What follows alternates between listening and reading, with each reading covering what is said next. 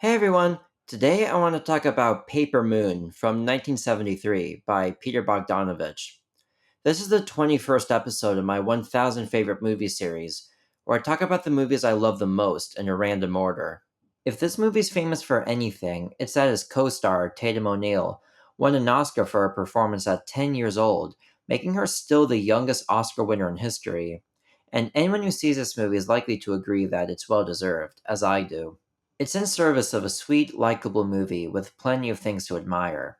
By the way, if you want to see more videos about more of my favorite movies with more great Japan locations, well, good news. I upload a new one every Friday, so please like and subscribe to see them all.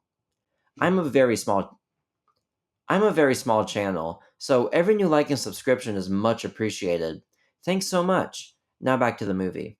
For one, the story is very entertaining and well paced, being about a con man named Moses, played by Ryan O'Neal, who finds himself taking care of a young girl, Addie, played by Tatum O'Neal, whose mother just died. They butt heads almost immediately, and he wants nothing more than to get her off of his hands and deliver her to her aunt, but ends up bringing her along after she demands money from him. But luckily for him, she's able to help him with his con of selling Bibles to widows, and they gradually grow attached. The two leads have great chemistry with each other, and there's a good reason for that. They're actually father and daughter in real life, which is ironic because there's a certain ambiguity in the movie if he's really her father or not. She thinks he probably is, while he denies it full stop, but it doesn't really matter in the end, because by the end of the movie, she feels a deeper connection to him than she does to any of her actual family members, and watching them grow this connection is nice. The way they learn to get along is by engaging in various cons together. She surprises him by unexpectedly helping him out of a tough situation when he basically tries to con the wrong house, and from there they both go to each doorstep and work together. After gradually learning the ways of the con, later when Moses starts to bring along a lady friend who she wants to get rid of, she devises a complicated scheme of her own to do so. Even though this doesn't involve Moses, Addie shows that she's strongly influenced by him and sort of follows in his footsteps. Finally, they decide to rip off a bootlegger together, which they do successfully, and when they're caught and arrested, she uses her smarts to create a way to escape.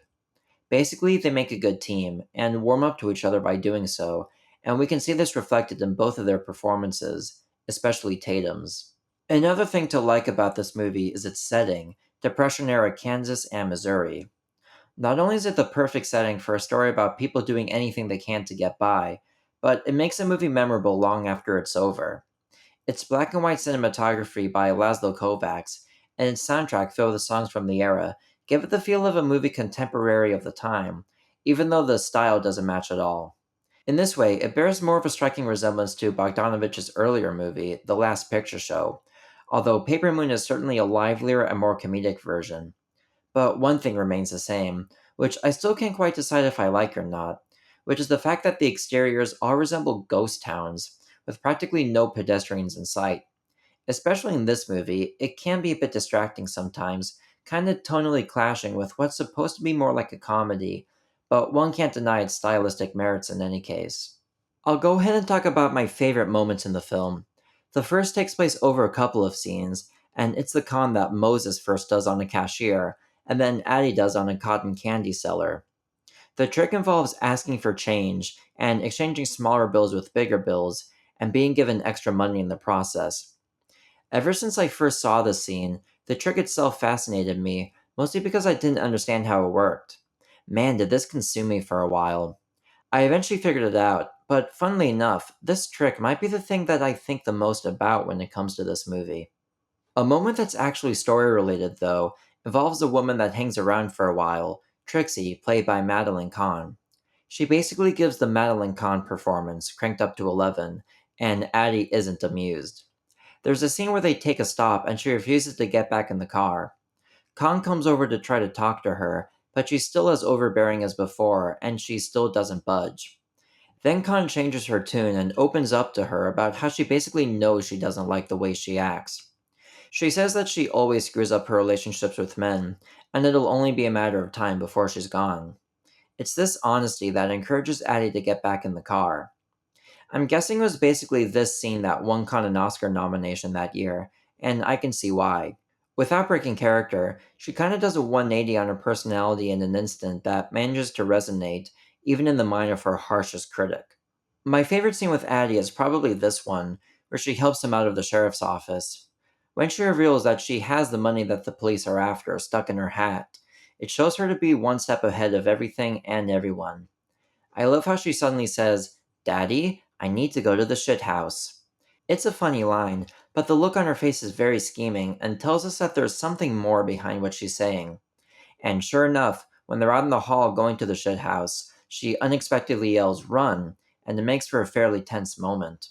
But in the end, what I love about Paper Moon is that it was a very pleasant surprise for me when I first saw it, and it continues to be a source of escapist entertainment. It's nothing too groundbreaking or thought provoking, besides the secret behind that trick I mentioned earlier, but it's very well done, especially in the acting department, where it really shines. It's one of my 1000 favorite movies. Thanks for watching my video. Go shou makoto ni arigatou gozaimasu. Have you seen Paper Moon? Let me know what you think in the comments. I think of all of my favorite movies as my friends, and I think of my audience as friends too. Remember, I upload a new video every Friday, so if you want to help me complete this 1000 favorite movies epic, don't forget to like and subscribe.